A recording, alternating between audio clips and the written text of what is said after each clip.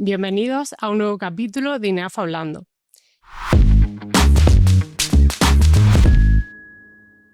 En el capítulo de hoy vamos a abordar los primeros pasos que da un abogado cuando detienen a una persona, así como los primeros pasos para preparar su defensa. Para abordar esta temática nos acompaña hoy Leocadia. Ella es abogada penalista. Bienvenida, Leocadia. Muchas gracias por la presentación, Irene. Pues si te parece, para empezar, explícanos un poquito qué relación tienes con la temática que vamos a abordar hoy. Pues la relación que yo tengo con la temática que vamos a abordar es que estudié Derecho aquí en la Universidad de Granada, también hice el máster de acceso a la abogacía en la Universidad de Granada y mientras estaba realizando mis estudios lo compatibilizaba con realizar pasantía en diferentes despachos. En el primero de los despachos en el que estuve se trataba de un despacho multidisciplinar donde pude ver y abordar diversas materias y así conocer un poco más el derecho laboral, el derecho penal, el derecho civil. Por lo tanto, ahí fue donde descubrí mi pasión por el derecho penal. Posteriormente empecé en despacho penalista y ahora mismo pues ejerzo por cuenta propia como abogada penalista.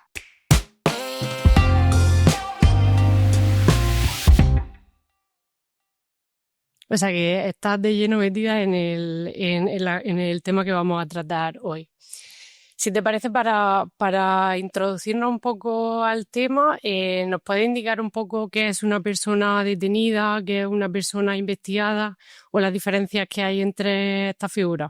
Sí, claro, cuando una persona comete un hecho delictivo, bien porque lo han pillado infraganti, es decir, que lo cogen cometiendo ese delito, o bien porque está en busca y posteriormente lo detienen por haber cometido un delito, esa persona bien puede quedar en libertad o puede quedar detenida. En el caso de que quede detenida, la persona es investigada por la comisión de un hecho delictivo. La persona investigada puede ser puesta en libertad, puede ser persona investigada pero en libertad, o puede ser persona investigada pero detenida. Además, también encontramos la figura del requisitoriado, que se trata de una figura en la cual la persona, bien porque no ha acudido a una citación judicial o porque existe una condena firme, la cual tiene que cumplir una pena de prisión, se encuentra en busca y captura y, por tanto, una vez que encuentran a esa persona, también proceden a su detención. De acuerdo. Entonces, cuando una persona ya está detenida, ¿cuál sería el primer contacto que tú tienes con esa persona? ¿Nos lo puedes describir un poco? Sí, bien, por un lado puede ser la familia la que se ponga en contacto con el letrado. Esto es bien porque el propio detenido llama a la familia, le dice que se encuentra en situación de detención y que quiere designar a cierto abogado, o porque la familia es conocedora de que su familiar se puede encontrar detenido, o bien porque ha presenciado la propia detención. Entonces, en ese momento es cuando la familia se pone en contacto con nosotros para solicitar nuestra asistencia. También otra forma es que el propio detenido nos llame, puesto que a veces se trata de detenidos que son habituales, incluso conocen nuestro número de teléfono, o incluso los propios agentes pueden ponerse en contacto con nosotros a petición del detenido. Ujú. Es decir, en la mayoría de los casos es la propia familia, ¿no? Aunque hay otras circunstancias, pero es la propia familia la que se pone en contacto con vosotros. Sí, así es. ¿Cómo maneja un poco esa situación? Porque los familiares tienen que estar nerviosos, es una situación un poco tensa, ¿no? Sí, ¿Cómo es ese claro, primer la momento? familia normalmente al principio están bastante nerviosos, están en una situación de desosiego, de incertidumbre, de ansiedad. Entonces nosotros en primer lugar lo que hacemos es intentar relajar a la familia, a los familiares, tranquilizarlos, explicarles la situación en la que se encuentran, que nos cuenten ellos el motivo de la detención, el por qué se encuentra detenido, si han presenciado esa detención, cómo ha sido, que nos cuenten un poco cómo han sido las circunstancias para nosotros poder ponernos en contexto y poder así asesorarlos. También es importante que nos digan si ha sido detenido bien por Policía Nacional, por Guardia Civil, si conocen el lugar o el municipio donde ha sido detenido, para así nosotros poder ubicarnos y recomendarles cómo sería la siguiente manera de proceder. Vale, y cuando ya tienes claro que te vas a encargar de la defensa de un detenido, es decir, ya te han contratado para defender a una persona, ¿cuáles son esos primeros pasos que tú darías?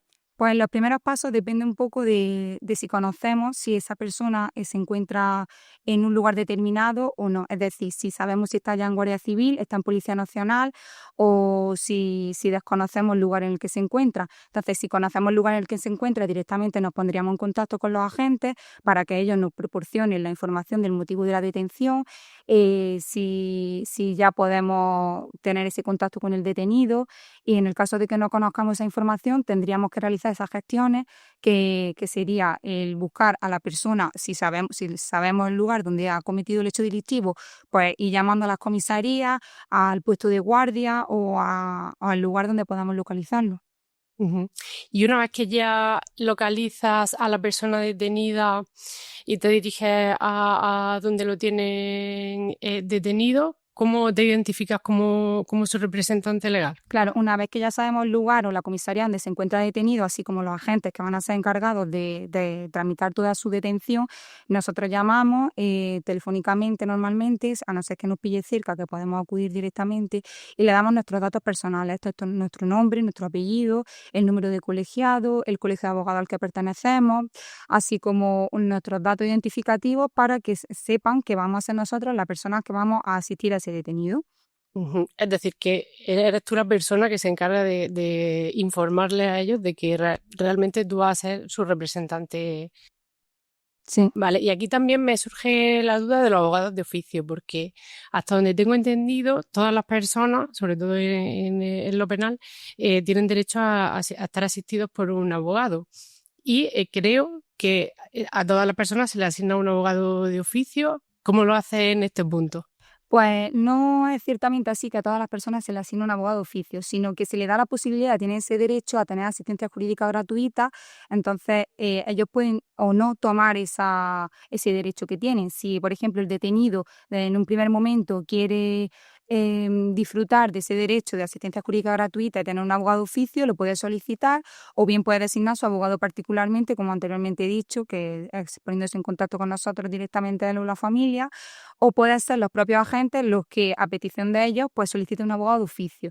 En el caso de que se solicite ese abogado de oficio y posteriormente a nosotros nos designen como particulares, nos pondríamos un poco en lugar de ese compañero, porque al final es un compañero y intentaríamos hacerlo de la mejor manera posible, con educación siempre, y yo, desde mi punto de vista y lo que suelo hacer, es llamar directamente al compañero, pedirle a los agentes que me proporcionen su teléfono, así como sus datos, ponerme en contacto con él e informarle de que vamos a ser nosotros los encargados de realizar esa asistencia y que para intentar ahorrarle ese desplazamiento.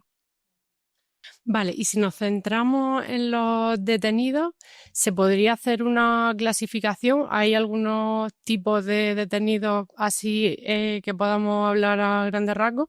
Claro, podríamos encontrar a la persona que mientras comete un hecho delictivo se le pilla en flagranti, entonces directamente lo detienen. Por ejemplo, está robando en un supermercado y están los agentes cerca y ven que está robando, entonces directamente lo detienen. Puede ser que haya cometido un hecho delictivo, haya robado un banco y esté en busca durante un par de días y al tiempo lo consigan detener. También sería otra forma de detención. O bien puede ser una persona que esté requisitoriada. Esto es que, por ejemplo, no haya acudido a una citación judicial o no haya designado domicilio o teléfono para poder contactar con él mismo, entonces no hay manera de encontrarlo. Por tanto, lo ponen así e emiten una orden de búsqueda y captura. También puede ser una persona que ya tenga una condena judicial firme y estén buscándolo para su ingreso en prisión. En este caso serían unas personas que se encuentran en situación de requisitoria. Antes nos has comentado un poco la información que tú tienes que proporcionar a los agentes cuando llegas a comisaría y te identificas como la abogada defensora. Y ahora te voy a hacer la pregunta contraria. Cuando tú llegas a una comisaría, ¿qué información te dan a ti los policías? ¿Es fácil acceder a la información? Bueno, a veces es fácil y a veces no, depende un poco de los agentes, de la comisaría y de la situación también en la que se encuentre la investigación. Normalmente nosotros cuando llegamos a comisaría solicitamos el atestado, que a veces nos lo proporcionan, otras veces no. En el caso de que no nos proporcionen ese atestado, nos deberían de proporcionar los elementos esenciales de la detención, donde aparece el lugar, la hora, la fecha de la detención, así como de la comisión de esos hechos delictivos, también el motivo de la detención, cómo ha sido esa detención, un poco un breve resumen de los los hechos para que nosotros podamos, si queremos, impugnar esa detención. Hay veces que la investigación se encuentra en secreto de sumario, entonces no nos proporciona información. La información que nos proporcionan es mínima, pero mínimamente tienen que proporcionarnos esos elementos esenciales de la detención, puesto que si no podríamos realizar un habeas corpus. Claro, al final tú tienes que poder localizar, tener una información mínima antes de tener una pequeña entrevista con la persona detenida a la que va a representar, que esa sería un poco mi siguiente pregunta. ¿Cómo es el primer contacto, esa primera conversación con una persona detenida? Desde mi punto de vista, lo que a mí me gusta hacer, esto depende un poco del gusto del letrado, es que una vez que me voy a entrevistar con el detenido, me gusta primero tener esa información, intentar tener información que proporcionarle. Una vez que la tengo, voy, hablo con él, lo primero es tranquilizarlo, explicarle la situación real en la que se encuentra, los pasos que vamos a seguir, lo siguiente que va a declarar en sede policial, si va a ser puesto en libertad, si va a pasar a disposición judicial. En caso de que pase a disposición judicial, lo que ocurriría, si tendríamos que hacer comparecencia o no. Lo principal aquí es que nos explique el motivo de la detención, la percepción que también él ha tenido o ella de esa detención, que nos explique un poco sus circunstancias personales, importante si está sometido a algún tratamiento, si consume drogas, si en el momento de los hechos consumía algún tipo de sustancia, si está bajo los efectos del alcohol, por si acaso es necesario que nosotros llevemos o llamemos a un médico forense que lo reconozca. Y tengo entendido que estas entrevistas se pueden dar en sitios de los más extraños. Quería hacerte una pregunta, y es que ¿cuál es el sitio más extraño en el que has entrevistado a un detenido? Sí, la verdad que normalmente se suelen hacer en sitios extraños porque no suelen tener habitaciones especiales para que los abogados nos entrevistemos con los detenidos, que sería lo adecuado, pero no suele ser así. Entonces yo me he llegado a entrevistar en vestuarios, en cuartos de la limpieza, en sitios en los que no estaban realmente habilitados para que un letrado se entreviste con su detenido, pero sí suele pasar. Es decir, las imágenes que vemos muchas veces en las películas, cuando tiene esa primera entrevista en una sala, eso es totalmente Sí, es ficción. cierto. Vale. Y si hablamos de los derechos de las personas detenidas, porque claro, aunque a una persona la detengan, tiene una serie de derechos que vamos, que tienen que mantener. ¿Cuáles son esos derechos? ¿Nos los puedes explicar un poco? Sí, claro, al igual que todas las personas, los detenidos también tienen una serie de derechos que encontramos en el artículo 520 de la Ley CRIM. Vamos revisión a él. En primer lugar, cuando lo detienen, los agentes tienen que hacerle una lectura de esos derechos para que él sea conocedor de los derechos que tiene, por si quiere beneficiarse de los mismos, de algunos. Luego, posteriormente, allí en sede policial, una vez que le realizan la declaración, también se le vuelven a leer sus derechos. Estos derechos son derecho a no confesarse culpable, a no ir contra sí mismo, a designar un abogado de oficio si así quiere, derecho a poder ser reconocido por un médico forense, entre otros, que me remito a este artículo. Vale, entonces cuando en la serie, cuando detiene, o en la serie, en las películas, cuando detiene a una persona y dice la típica frase de tiene derecho a guardar silencio, todo lo que diga puede utilizarse en su contra, ¿esto es verdad o no? ¿O es un poco...? Sí, efectivamente. Tal y como establece el artículo 520 de la Ley CRIM, estas personas tienen una serie de derechos y en esos derechos está el derecho a no confesarse culpable, a no declarar contra sí mismo, a ser reconocido por médico forense, a una asistencia jurídica gratuita. Es decir, como cualquier otra persona, tienen una serie de derechos y ellos pueden beneficiarse de esos derechos cuando quieran. Vale, y si nos centramos un poquito en lo que has comentado, el derecho a no declarar, ¿en qué caso podría ser interesante o en qué caso recomienda no declarar? ¿Lo puede explicar así con algunos ejemplos? Sí, claro. Normalmente nosotros cuando llegamos a comisaría y pedimos las actuaciones, a veces tenemos tiempo de leerlas, otras veces a veces no tenemos ni tiempo. Entonces, un poco nos guiamos también por lo que nos dice el detenido. Ellos muchas veces que están dispuestos a declarar porque consideran que no lo que han hecho o el hecho delictivo que han cometido no es suficientemente relevante. Entonces ahí nosotros jugamos el papel de ¿es indispensable declarar? ¿No es indispensable? ¿Es necesario? ¿Realmente esto le va a afectar luego posteriormente a su defensa? Normalmente recomendamos en un primer momento no declarar en sede policial, porque al final si ellos declaran, esto va a condicionar el resto de la defensa. Y si no tenemos los elementos suficientes para saber qué realmente ha pasado, lo más adecuado es que no declaren. Por ejemplo, si nos encontramos ante un delito contra la salud pública, donde en una detención no tenemos todavía el pesaje de la sustancia, no tenemos la defraudación de fluidos, no tenemos suficientes datos para saber si finalmente va a ser un delito mayor o un delito menos grave, nosotros recomendamos que no declaren porque puede volverse en su contra. Otro ejemplo que me viene en mente es de un delito, bueno, un caso que tuve no hace mucho, de un chico que apuñaló a otro y él quería declarar, estaba dispuesto a que quería declarar y decir que no había sido. Nuestra recomendación fue que no declarase, que lo más adecuado era que se acogiese a su derecho a no declarar hasta que viésemos posteriormente esas cámaras, por si existían testigos y demás, y efectivamente, una vez que se acoge a su derecho a no declarar, nos aparecieron unas cámaras donde se podía apreciar que el chico apuñalaba en reiteradas ocasiones a otro chico. Entonces, lo más adecuado en esa situación fue que no declarase. Ujú. Y si a pesar de tu recomendación de no declarar, se te da la circunstancia que el detenido dice, pues no, yo estoy segura que estoy segura o seguro de que mis argumentos son suficientes y voy a declarar.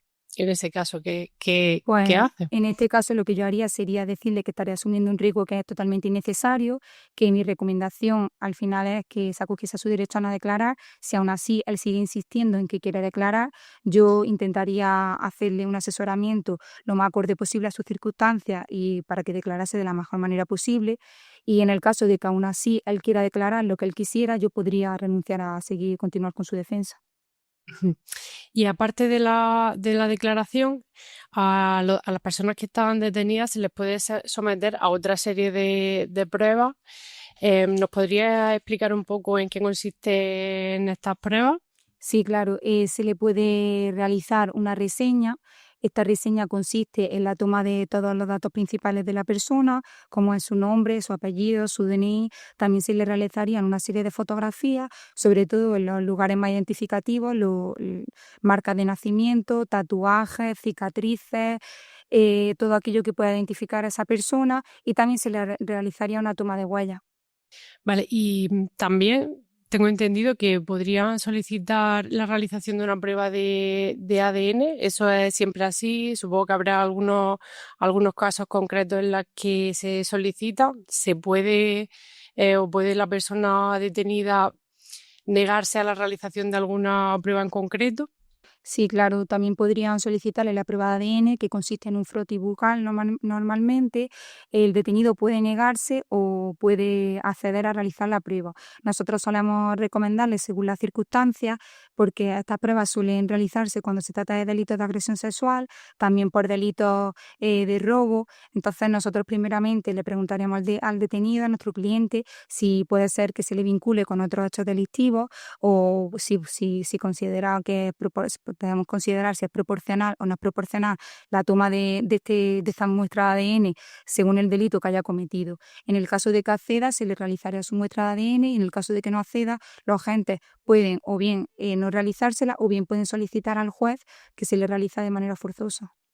Y si hablamos un poco del tema plazos, una persona que está detenida, entiendo que no puede estarlo indefinidamente, ¿no? O sea, que en algún momento tendrá que pasar a juicio, ponerse en libertad. ¿Cuánto tiempo puede una persona estar detenida? El estar detenida, yo digo que es el tiempo mínimo indispensable.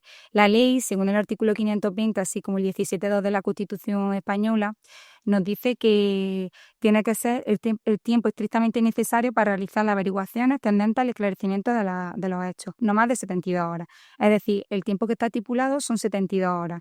Una vez que pasan esas 72 horas en comisaría, pasaría a disposición judicial, tiene que ser puesto inmediatamente a disposición judicial y allí en el juzgado se puede ampliar por otras 72 horas.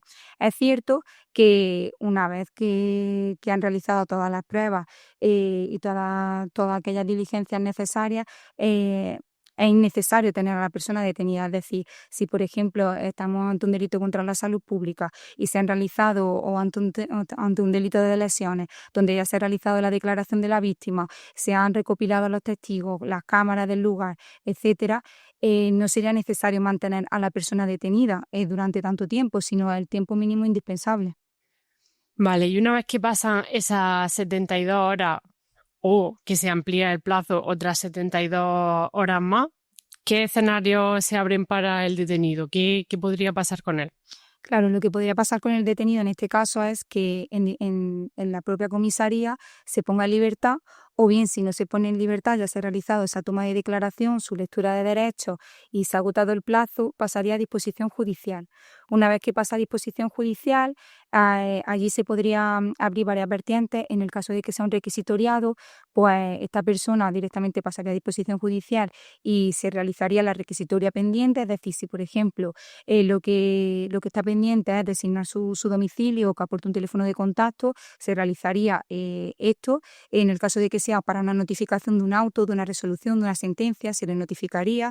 En el caso de que sea porque tiene que cumplir condena, directamente se mandaría al centro penitenciario para cumplir esa condena firme. En el caso de que sea por un nuevo hecho delictivo, donde después de estar en comisaría pasa a disposición judicial, una vez que pasa a disposición judicial puede ser puesto directamente en libertad sin ningún tipo de medida cautelar, o puede ser que directamente el juez acuerde una serie de medidas cautelares sin realizar comparecencia.